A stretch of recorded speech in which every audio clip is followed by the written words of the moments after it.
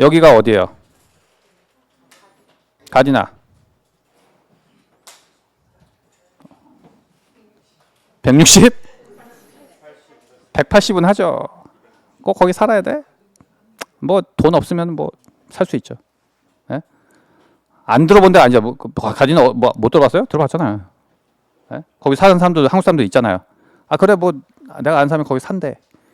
요 정도 되면 이제 180배 되는 거야. 그러면 14,500에 180배 해봅시다.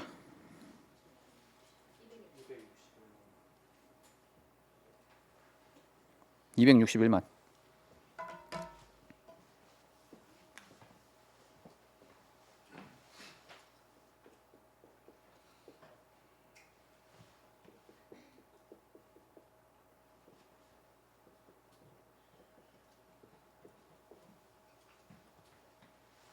ARV라고 해요. ARV. After Repair Value. 공사 후 시세.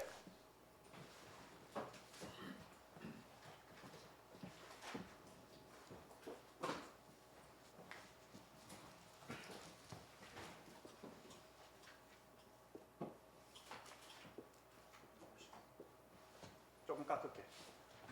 좀만 깎을게. 너무 높이 잡으면은 흥분하니까. 좀만 잡을게. 자, 250이라고 쳐요. 그럼 이 집이 250만짜리가 된 거예요, 이제. 그죠? 원금이 얼마예요?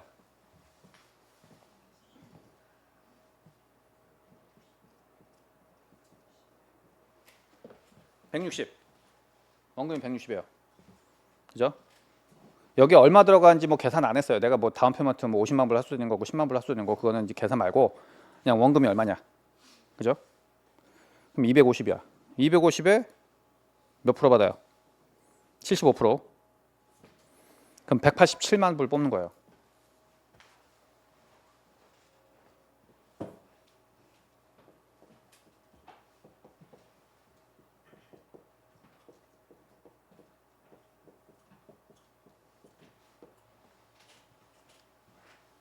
그러면 원가가 얼마예요? 160, 캐시아 175. 그러면 내가 집어넣었던 다운 페이먼트, 공사한 금액, 뭐 유지 비용 다 나오겠죠. 그죠? 다 뽑는 거잖아요. 그럼 내 원금 다 뽑는 거잖아요. 그죠? 들어간 돈. 뭐 모르겠어요. 이거 프로젝트 하려면 한 40만 불 정도는 있어야 돼요. 그러니까 내가 들어갔던 40만 불 다 뽑고 또 거기에다가 한 10만 불 정도 더 뽑는다는 얘기예요. 그러니까 50만 정도 다시 주머니에 들어온다는 얘기죠. 이해되세요? 한 분 대답했으니까 나머지 분들은 이해 못한 거죠. 이해 안 되신 분? 어디서 뭔가 이게 저게 어떻게 돌아가요? 캐시아가는 플랜은 일종의 제가 공사한 다음에 실제로 마켓에서 팔지 않고 네. 회수하고 그냥 이거를 갖고 있는 그런 컨셉으로 다시 이해하겠습니다. 네. 가지고 있는 컨셉이에요, 이거는. 자, 언제 가지고 있어야 되냐면 내 돈을 다 뽑을 수 있으면은 비알랄라를 하시는 거예요. 근데 만약에 밸류가 뭐 예를 들어서 200만 불 나왔다. 그러면 이제 아리까리 한 거죠. 그죠? 그렇게 되면 이제 150만 불까지밖에 안 뽑히잖아요. 그러면 원가가 160인데 그럼 내가 뭐 한 10만 불, 20만 불 거기 묻혀야 된단 말이에요? 어떻게 해요? 벌을 해야 되겠어요? 킵해야 되겠어요? 킵해요? 본인이 10만 불, 20만 불 묻어놓을 수 있으면. 근데 만약에 200만 불의 밸류에이션 나왔을 때 난 10만 불, 20만 불 여기다 묻어두고 싶지 않은데 또는 난 이거 팔아가지고 더 좋은 거 할 수 있는데 그러면 판매하시고 새거 가시는 거고.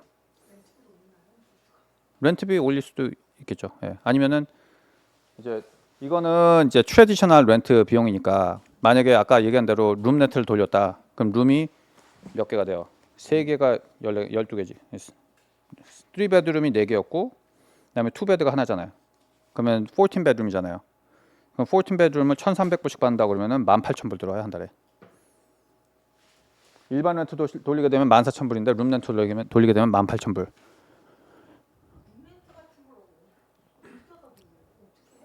어디다 광고하냐고요? 그거 가르쳐 주면은 내가 못 먹고 사니까. 농담이고. 아니 올린 데 없어요. 라디오 코리아도 올리시면 되고. 아 그렇게 해서 올려. 예. 너무 노하우 많이 물어보시네. 위험해. 근데 그게 라디오 코리아 이런 데는 캐시로 받는데 이게 정식 렌탈 인컴으로 잡힐 수 있어요? 왜 캐시를 받아요? 제대로 받으면. 아 캐시 받은 것도 집어넣으면 되죠. 예. 캐시 받은 걸 보고를 안 하려고 하니까 문제가 되지. 근데 이거 숫자 캐시하고 있다 75만 원. 네. 75%. 시세의 75%. 근데 실제 하면 시세 75%를 잘 안 주잖아요. 그렇죠. 그 이유는 왜냐하면 70%밖에 안 주고 그다음 네. 거기서 캐시하고 리파이낸스 하게 되면 프로세싱 피가 또 들어가는 게 있어요. 맞아요. 그다음 저거 ADU 짓고 펄밋 나올 때까지 홀딩 피리드 동안도 들어가는 부분이 있어서 일반 사람은 하기가 힘든데 네. 저걸 사실 실제에다가 적용시키기가 조금 애매한 부분이 있거든요. 그렇죠. 이거를 다 하실 수 있는 건 아니에요. 그리고 75% 받을 수 있는 은행도 있고 70%만 주는 데도 있고 또 크레딧이 안 좋으시면 뭐 65%를 깎이는 거고 그 다음에 75%를 준다고 해도 이게 말이 안 될 수가 있어요. 왜? 융자가 175만 불이 돼버리면 매달 꼬라박을 수 있단 말이죠. 한번 계산해 볼까요? 175만 불 하게 되면 한 달에 10,000불 나가야 돼요.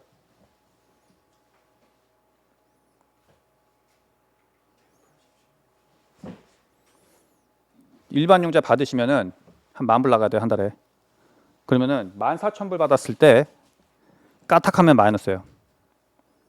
왜요? 재산세 내야 되죠.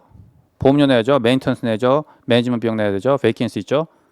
그러면은 몰개지만 벌써 1,500불 나오기 시작하면은 까딱하다가는 이제 까진단 말이죠. 그러니까 75% 준다고 해도 간당간당하다. 그러면 오히려 안 하는 게 나을 수 있다. 차라리 한 65%만 받는 게 나을 수도 있다는 얘기죠. 그렇게 되면 이제 65% 받게 됐다. 그러면 이제 이거 못 버는 거죠. 그죠? 그럼 내 돈 한 20만 불, 30만 불 묻혀 있는 거지. 근데 그게 오케이면 내가 자산 증식이 목적이라면 그걸 하는 거고 만약에 나는 저렇게 많이 묶여 있으면 안 되는데 하시면은 판매를 하셔야 되는 거고. 물건들 볼 때 이런 대상 다 돌려보고 내가 감당이 되거나 하고 싶은 게 되면 트라이 하는 거고 아니면 그렇죠. 예. 그래서 이거를 예를 들어서 지금 원가가 160인데 만약에 250 누가 준댄다. 그러면 90만 불 캐시아웃 해가지고 다른 거 하나 더 하든지. 그게 플립인 거죠? 그게 플립이 되는 거고. 만약 이걸 갖고 있으면서 자산을 늘리겠다. 그럼 그게 비알랄랄이 되는 거예요. 대표님 캐시아웃이 홈 에코티브 이런 같은 맥락인가요? 캐시아웃 리파이낸스는 1차 융자를 갈아엎는 거고요.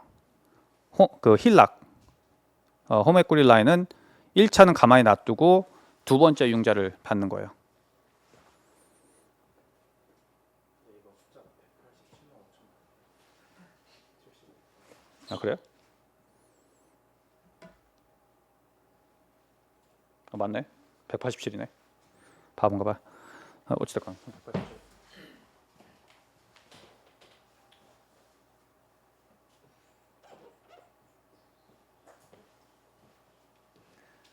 이렇게 레버리지를 많이 올려서 할 수 있어요. 네.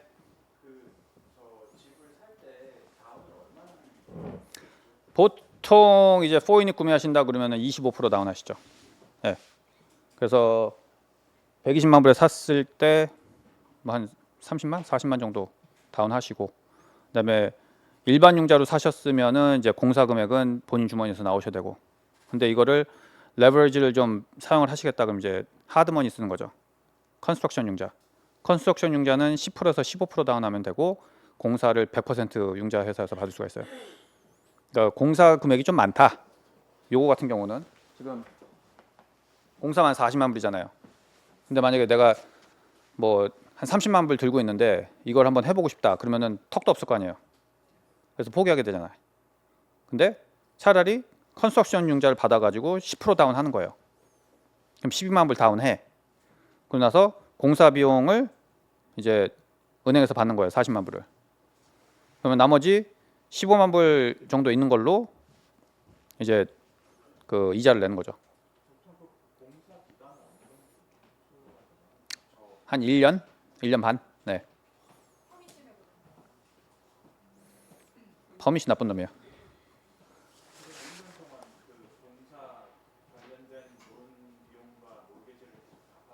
그렇죠. 그러니까 30만 불 들고 있다 그러면 이제 다운 페이먼트로 10% 하는 거고 나머지 한 10몇만 불 있는 걸로 이제 이자 낼 생각을 해야 되겠죠. 25% 다운이요. 이게 뭐 포인이 뛰어서 그러면 목표는 얼마나 넘기니까 25% 정도는 다운이 되는 거예요? 아니면 좋으신 질문인데 이제 은행에서 그 4유닛까지는 레지덴셜로 봐줘요. 레지덴셜 융자고 5유닛 이상은 그 커머셜 융자로 봐줘요. 커머셜 융자는 그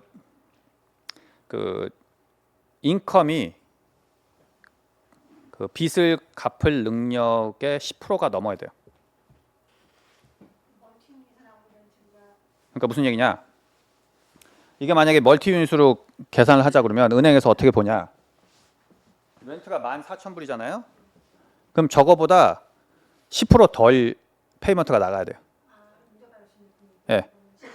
그러니까 한 페이먼트가 한 13,000불 정도를 맞춰주는 융자가 나와요. 이해되세요? 이해되세요?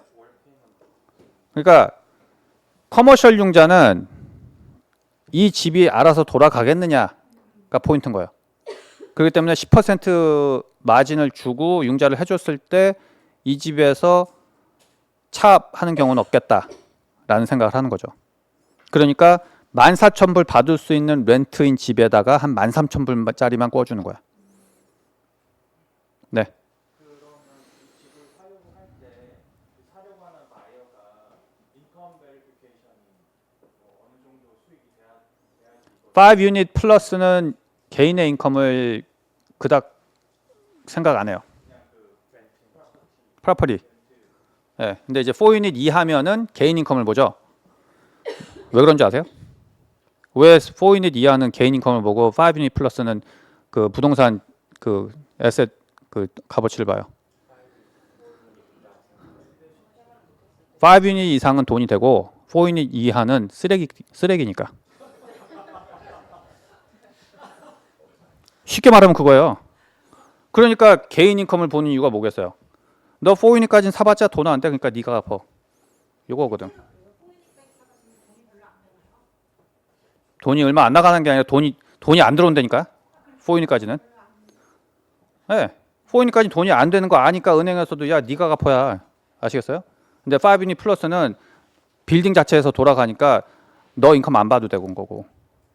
그러면 처음에 퍼체스 프라이스로 구매할 때는 내 개인 인컴을 해서 융자를 받고 ARB 되면은 지금 5유닛이 넘어가니까 커머셜 융자로 다시 리파이낸스 받은 케이스가 되는 거예요. 이게 재밌는 게 4유닛에 ADU 하나 짓잖아요. 그러면은 얘는 박쥐야. 그러니까 4유닛으로 렌트 받은 그 밸류에이션 할 수도 있고 그 5유닛으로도 할 수가 있어요. 그래서 둘 중에 좋은 거 하시면 돼.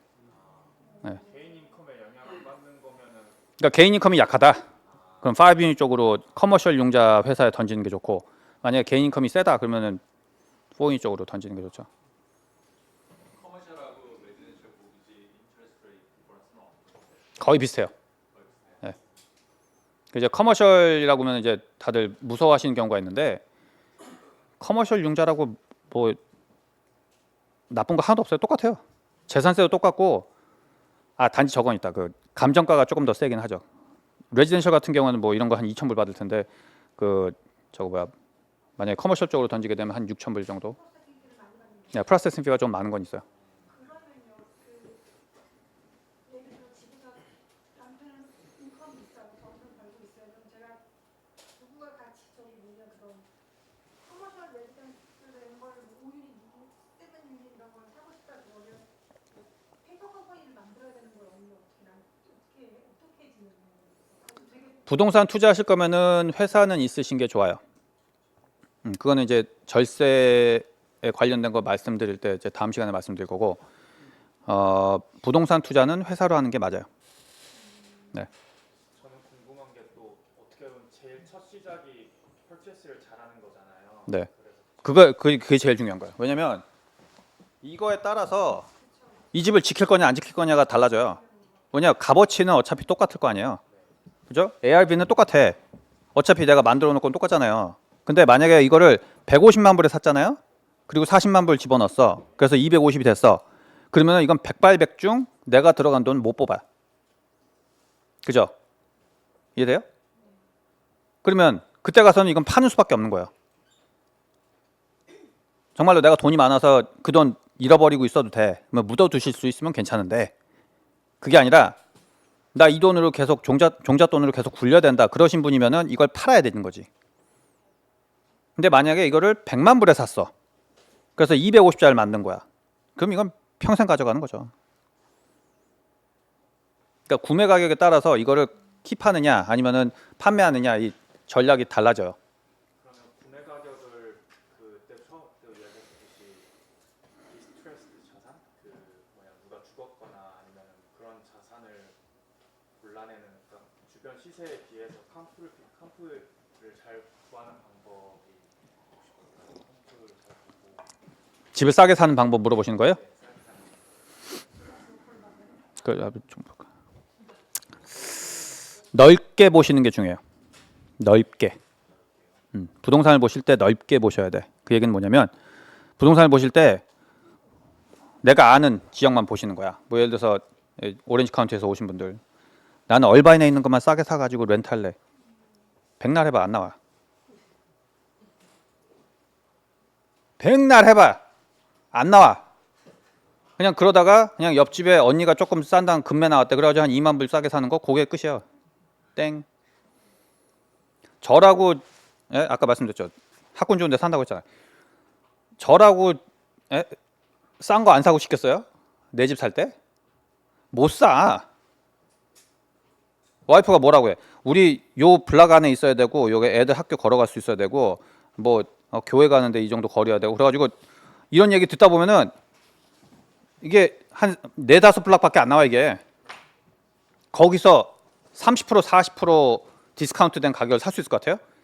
못 사. 그러니까 여러분들도 아시는 지역에서 나 풀러턴에 뭐 아메리카 하이츠에 좋은 거 나온 거 그거 싼 거 사길 평생 있어봐. 그 사이에 나는 딴 거 더 좋은 거 한 서너 채 사놨을 테니까. 그리고 거기에서 싼 거 사신다고 해봤자 꼴랑 10,000불 20,000불이야. 자 생각해봐요. 왜 이게 있잖아. 여러분들 생각해봐. 왜 미쳤다고 그 부동산을 30% 40% 시가보다 싸게 팔아요?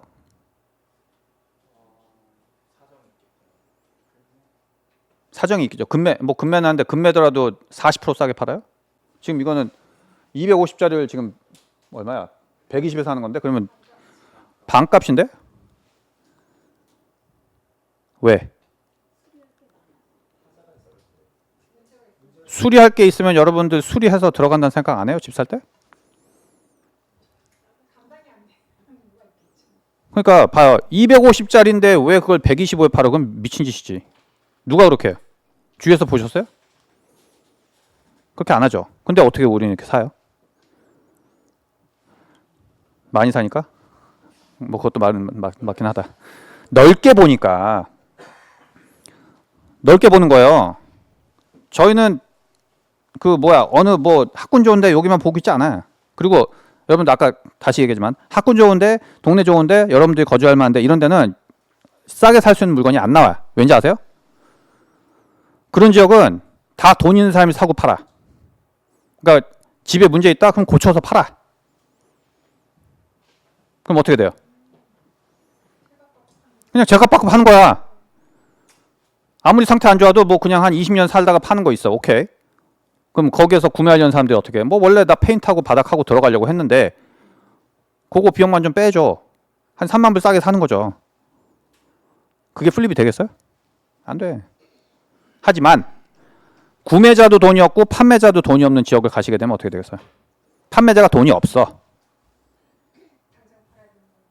당장 파는 것도 그렇고 상태가 안 좋아. 근데 상태가 안 좋은데 이걸 지금까지 고칠 수가 없었어. 왜? 돈이 없으니까. 이거 전 주인 한 달에 4,000불 받고 있었어요. 내 집에서. 1,000불씩 받는 거야. 예전에도 샀지만 상태가 그지 생그지였어요. 그러니까 이거를 한 달에 1,000불씩 받는 거를 자 봐요. 4유닛이야. 1,000불씩 내고 있어. 근데 이거 벌써 20년째 갖고 있었어. 그 당시에는 뭐 한 500불 내고 있던 사람도 이제 1,000불이 된 거야. 계속 올려가지고. 근데 20년 동안 살아가지고 집이 생그지야. 막 오일 스테인에 뭐 캐비넷 떨어져 있고 막 지붕에서 물 새고. 여러분들 4,000불씩 받아가지고 그 집에다 무슨 돈을 넣어? 지붕만 고쳐도 2만 불인데. 그거 고쳐가지고 이 사람들한테 렌트비 받아가지고 감당이 되겠어요? 안 되죠. 그러니까 어떻게 됐어? 악순환의 연속이 되는 거예요. 그러다 보니까 구매할 사람들이 와도 야 이거 어떻게 해야 되냐? 테넌트는 살고 있지, 집은 상태는 거지지. 어떻게 해요? 구매자도 못 고쳐, 판매자도 못 고쳐. 이러니까 가격은 점점 떨어지는 거죠. 그러니까 구매자도 돈이 없고 판매자도 돈이 없는 지역에 가셔야지 돈이 생길 수가 있는 거지. 서로 돈 있는 지역에서는 암만 쌓아봤자 안 나와요. 그러니까 여러분들이 학군 좋은 데서 뭐 투자해가지고 돈 좀 벌겠다? 그거는 뭐 장기전 가시면 나오겠죠. 근데 저처럼 시세 30% 40% 싸게 사는 건 못해요.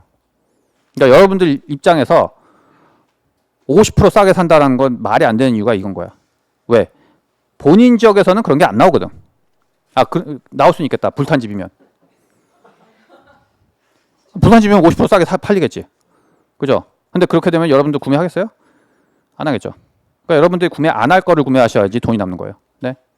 불탄집 같은 경우는 보험이 나중에 이제 purchase 한 다음에 보험을 들려고 보험은 이미 셀러가 받았죠. 보험금은. 보험금 받았는데 예를 들어서 20만 불 고치라고 돈을 받았어. 근데 고치려고 보니까 어려운 거야. 여러분들 솔직히 생각해 보세요. 거주하시던 집 예를 들어서 불에 타가지고 지붕이 없어졌어. 근데 보험회사에서 뭐 예를 들어서 20만 불, 30만 불 돈을 줬다고 쳐봐요. 고칠 엄두가 나시겠나? 그거 어떻게 고쳐? 뭐 컨트랙터 뭐 교회 아시는 뭐 장로님 불러가지고 고칠 수 있겠지만 쉽지 않죠. 괜찮아요. 옆에 있는 분도 모르세요. 남자들이 살지 않다가 이제 와서 지역을 잘 모르는데 게다가 이제 알아보려고 했더니 말씀하신 대로 잘 친숙하지 않은 지역을 보라고 했잖아요. 그럼 지역 홍보가 좀 어떻겠다고 하는지 예를 들어 남이라가 이런 걸 들어가서 듣고 알 수 있는데 말씀하시는 것 중에서 이렇게 말고 사시아나 그런 쪽 얘기했더니 남편은 거기는 라이브 하면 안 되라고 그래서 왜 그런 지역을 주로 추천하시잖아요. 근데 LA야 뭐 그런 그래서 욕도 많이 먹어요. 도시나 이런 지역에서도 투자하기 좋은 지역을 어떻게 혼자서 이렇게 지역 홍보하는 거 다시 질문은 여기서 이제 GRM 높은 데서 어떻게 수익 남기냐 이거야. GRM 높은 데서 수익 남기는 거 찾아주세요. 질문 자체가 그건데. 어떻게 지역 홍보를 해야 돼요? 그러니까 예를 들어 여기 테넌트는 테넌트는 복불복이에요. 그러니까 스크리닝을 잘 하셔야 되는 거예요. 그러니까 뭐 후진 지역이라고 테넌트가 안 좋다? 좋은 지역이라고 테넌트 좋다? 그러면 뭐 한인타운에서는 이빅션이 하나도 없게? 아니잖아요. 한인타운에 이빅션이 없어요? 베벌리일 수도 있는데 왜 이빅션이 없어요? 좋은 지역이라고 이빅션이 없는 게 아니고 후진 지역하고 이빅션이 많기야 많지. 필터링은 잘 하시면 돼. 네. 네. 여기서 그러니까 대표님 말씀대로 넓게 보려고 노력하고 이제 뭐 사우스LA나 캄튼 쪽에 집을 알아봤는데 퍼처스 프라이스가 저렇게 떴어요. 근데 내 기준에서는 싸다고 생각했는데 사실 옆집이 또 다 더 싸버리면 내가 잘못된 선택을 할 수가 있잖아요. 그래서 그 주변 시세를 보는 방법이나 여기 그러니까 이 구역에서 올바른 리저너블한 퍼처스를 할 수 있는 방법이 현장 가셔서 집 한 오픈하우스 하는 거 한 4채만 들어가 봐요. 그럼 그 동네 시세 보여요. 네. 네. 아유 뒤지게 싸워서 내보냈죠. 2년 싸웠어요. 2년. 네. 근데 이제 다음 주에는 제가 이제 렌트 컨트롤에 대해서 말씀드릴 건데 여기는 렌트 컨트롤이 없는 지역이에요. 그런데 2년 걸렸어. 근데 렌트 컨트롤이 없는 지역에서 재수 좋으면 뭐 한 3, 4개월 만에 나갈 수도 있고 렌트 컨트롤 있는 데서도 내보낼 수 있는 방법도 있고 어떤 경우에는 나 여기다 뼈를 묻겠다 하는 사람도 있고 그러니까 종류별로 다 이제 어떻게 그거를 속가되는지 그건 알려드릴게요. 네. 질문 있으셨어요? LA 아까 싱글하우스가 스튜디오가 30만 불 아래쪽에 그리고 렌트가 대략 한 2천 불이라고 가정하고 그리고 지금 요즘 뜨고 있는 라스베가스에 싱글하우스가 한 30만 불 이하 그래서 렌트가 한 2천 불 정도 되는 것 같은데 그 GRM이 같다라고 나왔을 때 여기 LA에 스튜디오를 사는 게 낫는지 아니면 라스베가스에 싱글하우스를 사는 게 낫는지. 질문이 그냥 심해 200m네. 그러니까 같은 30만 불이면 라미라다의 원베드가 낫냐 아니면은 베가스의 30만 불짜리 단독주택이 낫냐 요거 질문이신데 복합적이에요. 결국에는 질문은 복합적이지만 질문은 딱 이거 하나예요. 현재 렌트로 봤을 때는 누가 더 나으냐? 라스베가스 30만 불짜리 단독주택이면 HOA가 적을 것이고 여기는 HOA가 한 3,400불 되겠죠. 그러니까 벌써 HOA에서 그 수익성이 좀 갈라지겠죠. 그리고 그러니까 이제 라미라다가 오히려 수익성이 좀 떨어질 것이고 베가스 쪽이 조금 더 수익성이 좀 더 높을 거예요. 근데 나중에 어프리시에이션이 어떻게 되겠느냐 본다면 인구 밀도가 거기가 더 높아지겠느냐 아니면 인구 밀도가 여기가 더 높아지겠느냐요. 여러분들 뭐 학군이고 뭐 뜨리베드고 이게 아니에요. 인구 밀도야. 아시겠어요? 그러면 라스베가스의 인구 밀도가 더 높아지겠습니까? 여기의 인구 밀도가 높아지겠습니까? 라스베가스? 그건 뭐 아무도 모르죠. 뭐 어떻게 알겠어요. 근데 저는 이건 있어요. 라스베가스는 가격이 뛸 수밖에 없다고 생각하는 게 단독주택에 지금 한 1300 스퀘어핏짜리가 한 30에 팔린단 말이에요. 자, 그럼 생각해 보세요. 계산기 좀 띄워봐요. 승희 씨, 계산기 좀 띄워봐. 자, 보세요. 30만 불짜리가 1300 스퀘어핏이면은 230불이에요, 스퀘어핏당. 여러분들 새 집 짓는데 스퀘어핏당 얼마인지 아세요? 한 300에서 400 들어요. 집 짓는데 300에서 400이 드는데 얘는 판매하는 게 230인 거예요. 지금 짓는 거보다 싸. 그럼 어떻게 되겠어요? 짓는 거보다 싼 게 말이 돼요? 말이 안 되죠. 그러니까 얘는 올릴 수밖에 없는 거예요. 디맨드가 확 줄었으니까. 왜 줄었냐? 이자. 이거 30만 불짜리 집들 예전에 그 코로나 때 한창 가격 올라왔을 때 이거 45만 불씩 했던 거예요. 근데 지금 디맨드가 이자 때문에 확 줄으니까 30만까지 내려간 건데 그런 것들을 봤을 때 그 퍼센테지로 뛰는 걸 봤을 때 라미라다의 콘도 원베드가 45만으로 뛰는 게 빠르겠냐? 이거 단독주택 30만짜리가 45로 뛰는 게 빠르겠냐? 근데 라미라다의 원베드가 45 찍은 적은 없거든요. 그러면은 베가스가 맞지 않을까라는 생각은 해요.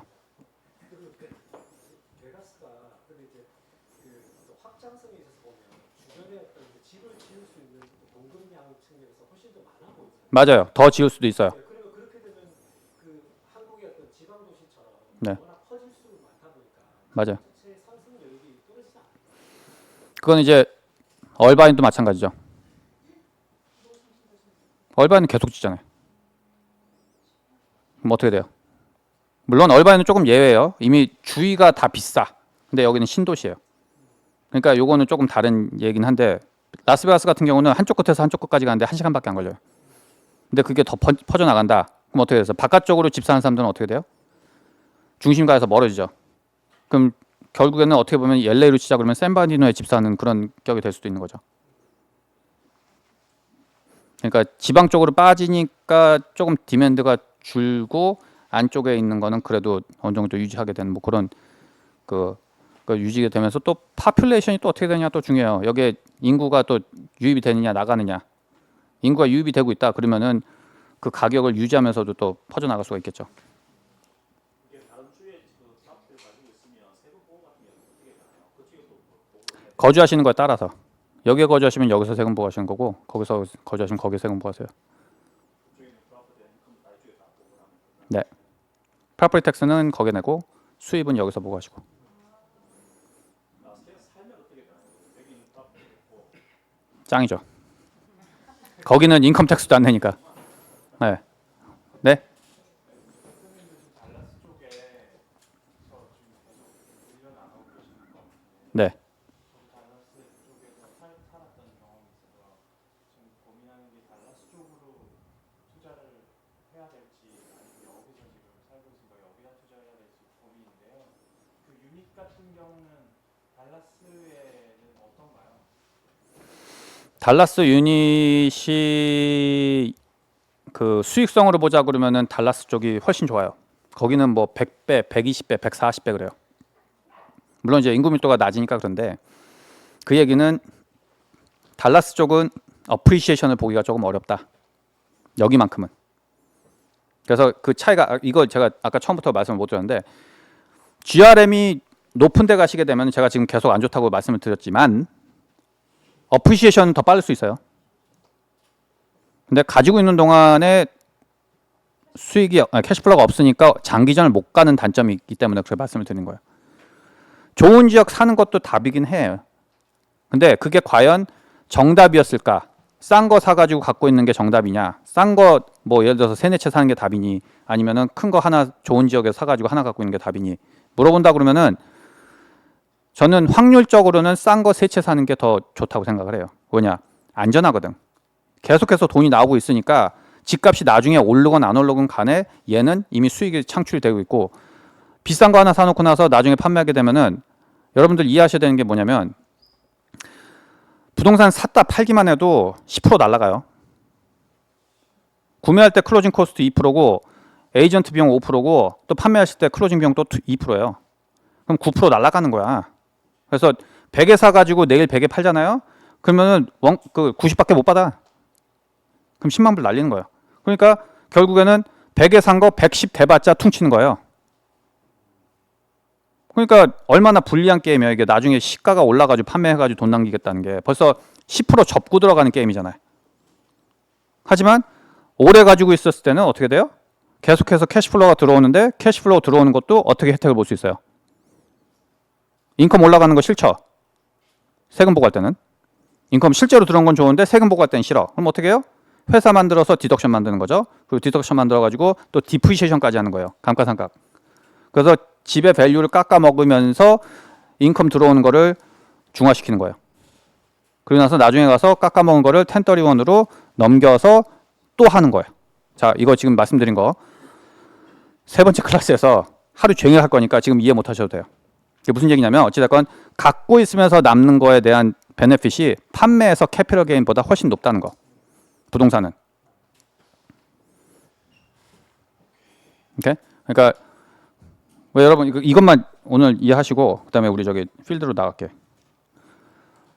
전에 그 트럼프 대통령이 그 대통령이었을 때 세금 보고한 거 보여달라고 그렇게 난리 치는데 안 보여줬었죠. 왜 안 보여준지 아세요? 낸 게 없어서. 세금 낸 게 없어요. 그러니까 안 보여주는 거야. 근데 왜 낸 게 없어요? 그렇게 돈 많은 사람이, 그렇게 자산도 많은 사람이 왜 낸 게 없겠어요? 디프리시에이션. 그러니까 감가상각을 해서 이 부동산의 가격을 매년 러스로 보고를 하는 거예요. 그 큰 빌딩들을 예를 들어서 트럼프 타워 거기서 39년에 그 값어치를 0으로 만든다고 생각해봐요. 그러면은 한 달에 아니 1년에 그 부동산의 값어치를 거기에 그 부동산을 보유하면서 나오는 러스가 몇백만 불이란 말이죠. 이해 안 되실 수 있어요. 그러니까 그 빌딩이 몇천만 불인데 그 빌딩의 가격을 39년 동안 나눠서 0으로 만들 수가 있어요. 세금상으로. 그럼 거기에서 그러니까 쉽게 생각하자면 여러분들이 예를 들어서 차 5만 불짜리가 있는 거야. 근데 택시를 사용을 해. 그럼 내년에 그 5만 불짜리 택시가 4만 5천 불이 됐단 말이에요. 그럼 5천 불에 대한 페이퍼 러스가 생기잖아요. 실제로 팔아가지고 4만 5천 판 게 아니잖아 아직은. 그 5천 불에 근데 손해를 봤다고 세금 보고를 할 수 있어요. 그럼 내가 택시를 띄워가지고 5천 불을 벌었더라도 이 가격이 5천 불이 깎아졌으니까 나는 돈 낸 게 없는 거예요. 왜? 수익 5천 벌었어도 내가 자산이 내려간 게 5천이니까. 그래서 세금상으로는 퉁이야. 내가 5천을 벌었어도. 이게 부동산에도 돼요. 근데 트럼프 대통령 같은 경우는 그 큰 빌딩들을 얼마나 많이 가지고 있어. 그럼 거기서 이 빌딩의 값어치가 39년 동안 0으로 만들 수 있다니까요. 그럼 몇 천억짜리를 그냥 팍팍 깎아 되는 거예요. 1년에 몇백만 불씩 깎아 먹는 거지. 페이퍼러스가. 근데 거기서 렌트가 들어온다고 해도 중화가 되는 거야. 그럼 어떻게 돼요? 세금 안 내. 근데 그걸 일반 사람들이 봐봐요. 미쳐버리지. 아니 몇백만 불씩 벌어놓고서는 왜 세금을 안 내? 그게 일반 사람들이 생각하는 거고, 그게 이제 지웠구나. 중산층이 생각했을 때 저렇게 벌었는데 왜 안 내? 요게 중산층 생각이고, 자기 인컴으로 에셋을 만들어서 에셋이 라이빌리티를 내고 있는 사람들은 그게 중화가 되면서 세금을 안 내요. 그게 고급 그 부동산 투자 방법인 거죠. 그러니까 일반 분들은 이걸 잘 이해를 못 하실 수도 있고, 이제 나중에 가서 제가 하루 종일 말씀드리면은 그거 이해하시는데도 또 오래 걸리실 거야. 근데 어쨌든 그거는 제가 세 번째 클래스에 말씀드리겠고, 다음 주에는 제가 렌트 컨트롤에 대해서 또 테넌트를 내보내는 방법 뭐 이런 거에 대해서 말씀드릴게요.